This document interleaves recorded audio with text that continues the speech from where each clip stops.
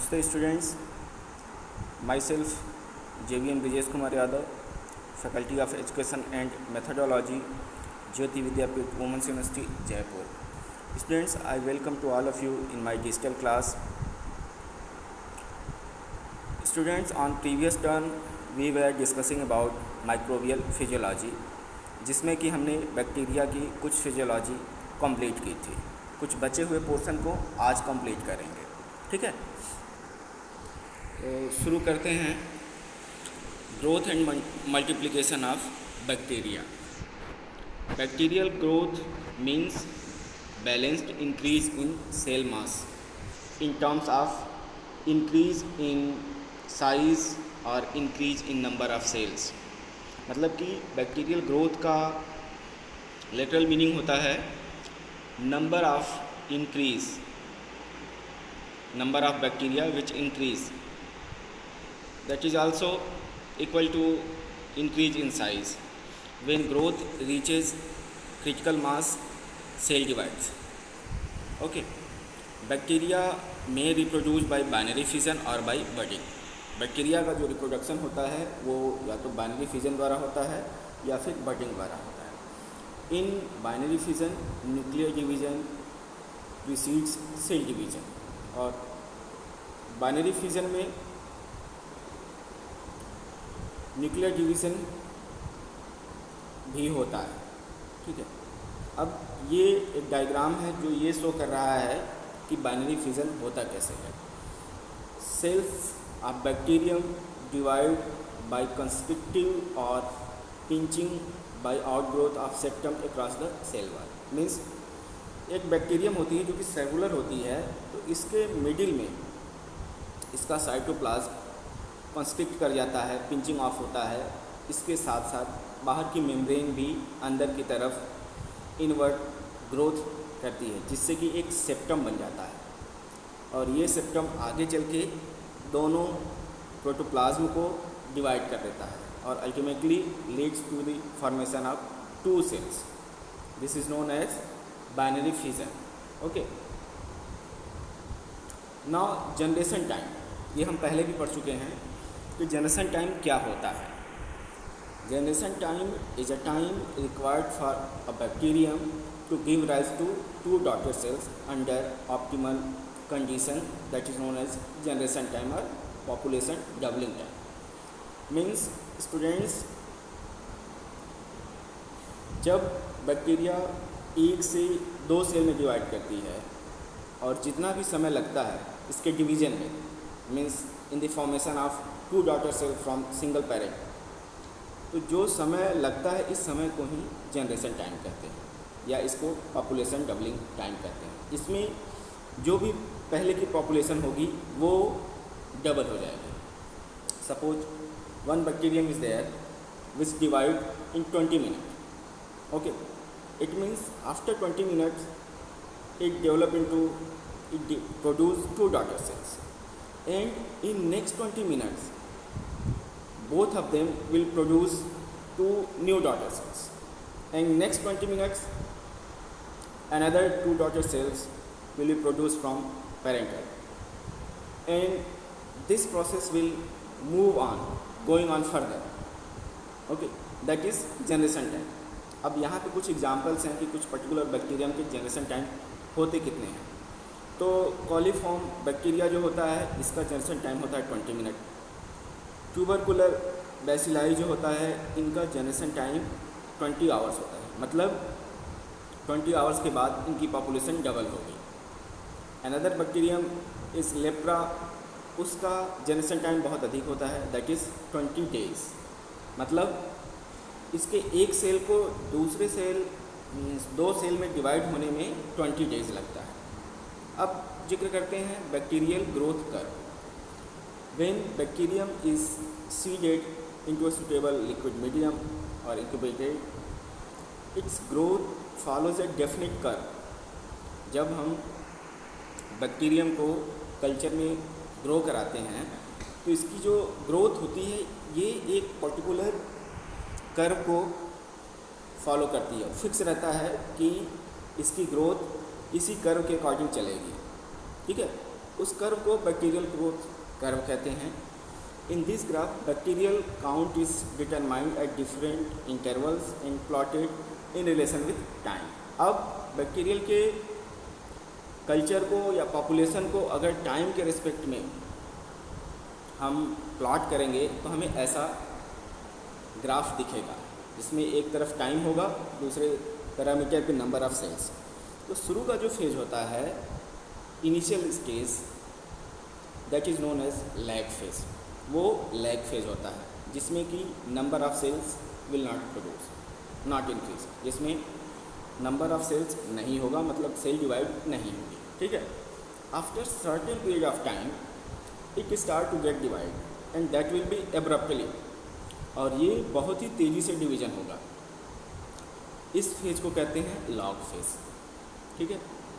उसके बाद तीसरा फेज आता है जिसमें कि डिवीज़न रुक जाता है, मीन्स जो पॉपुलेशन बनी है that will be sustain, that population is not going to increase further but it will sustain, that is stationary phase, ठीक है। तो ये 3 फेज हुए। और चौथा फेज जो होता है that phase is known as phase of decline, means यहाँ पे बैक्टीरिया की डेथ शुरू हो जाती है, जिससे इसका पॉपुलेशन डिक्रीज कर जाता है, जिसको कहते हैं फेज ऑफ डिक्लाइन। ये तब होता है जब कुछ इन्वायरमेंटल फैक्टर, कुछ इंस्ट्रक्टिव फैक्टर कार्य करने लगते हैं उसमें। वो क्या क्या है हम डिस्कस करेंगे, ठीक है। तो ये सिंपल बैक्टीरियल ग्रोथ कर्व का ग्राफ है। अब इसके चारों जो फेजेस हैं उनके बारे में हम डिस्कस करते हैं। तो first phase is lag phase, that is no appreciable increase in number. जैसा कि हमने देखा there were no increase in the number of bacteria, okay, but there may be increase in size. अब क्या करते हैं, ये अपने सेप साइज में इंक्रीज करते हैं। In other terms they are going to prepare themselves for the division. अब ये डिवीज़न के लिए तैयार हो रहे हैं, उसके लिए इनका सेलुलर मशीनरी प्रोड्यूस करेंगे, प्रिपेयर करेंगे, सेल साइज़ में इंक्रीज करेगी। हाँ, तो maximum cell size is obtained in this phase. अब इस फेज़ में सेल्स अपने मैक्सिमम साइज़ को ऑब्टेन कर लेती है। Now it has to divide. This is the time required for adaptation to new environment. और इसी समय ये नए इन्वायरमेंट में अडॉप्ट करते हैं। सपोज बैक्टीरिया अगर किसी नए इन्वायरमेंट में गई है तो उस समय वो लैग फेज में रहेंगे, that will not divide. Enzymes and metabolic intermediates are build up. जैसा मैंने बताया कि सेलुलर मशीनरी प्रिपेयर होता है इस फेज में। This will last for 1 to 4 hours और it's duration varies with species, nature of medium and temperature. Generally इसका जो टाइम होता है 1 से 4 घंटे का होता है, लेकिन इसका ड्यूरेशन बदल सकता है, वेरी करता है, डिपेंड करता है कैसा स्पीसीज है, कैसा इन्वायरमेंट है, कैसा टेम्परेचर है। क्लिनिकल सिग्निफिकेंस ये है कि इंक्यूबेशन पीरियड ऑफ डिजीज़, जो इंक्यूबेशन पीरियड होता है डिजीज़ का, जैसा कि आपको पता होगा कि bacteria are also parasitic, they cause diseases in human being as well as in plants. तो जो डिजीज़ का इंक्यूबेशन पीरियड होता है, at that period bacteria are in lag phase, मतलब कि बैक्टीरिया उस समय लैग फेज में होता है। They won't divide but they will prepare for new environment as well as for preparing shape size to divide next. Okay, this is all about lag phase. Now second phase is log phase. अब इसमें क्या होता है, sales starts dividing. अब इसमें cells start करेगी dividing होना। Their number increase exponentially with time. As time pass its number increase abruptly, very hugely, बहुत ही तेज़ी से, ड्रास्टिक से नंबर इंक्रीज होगा, क्योंकि सेल डिवीजन बहुत तेज़ी से हो रहा है। Cells are smaller and stand uniformly. अब जो सेल्स होंगी इस फेज की वो छोटी होंगी, अगर इनको स्टैंड किया जाए तो they will stand uniformly. Number of newly form cells are more than number of cell dying. अब इसमें सेल का जो निर्माण होता है वो ज़्यादा होता है in comparison to cell dying. मतलब सेल डेथ भी करती हैं, लेकिन जितनी डेथ करती हैं उससे ज़्यादा प्रोड्यूस होती हैं, इसीलिए इनकी पॉपुलेशन बढ़ जाती है। अब इसका क्या सिग्निफिकेंस है? क्लिनिकल सिग्निफिकेंस ये है कि इन this phase they produce symptoms और साइन अपीयर्स। तो जो सिम्टम्स और साइन होते हैं, अपीयर होते हैं किसी डिजीज़ के, it means that bacterium is in this phase, that is long phase. Okay, now third phase is stationary phase, means growth rate slow,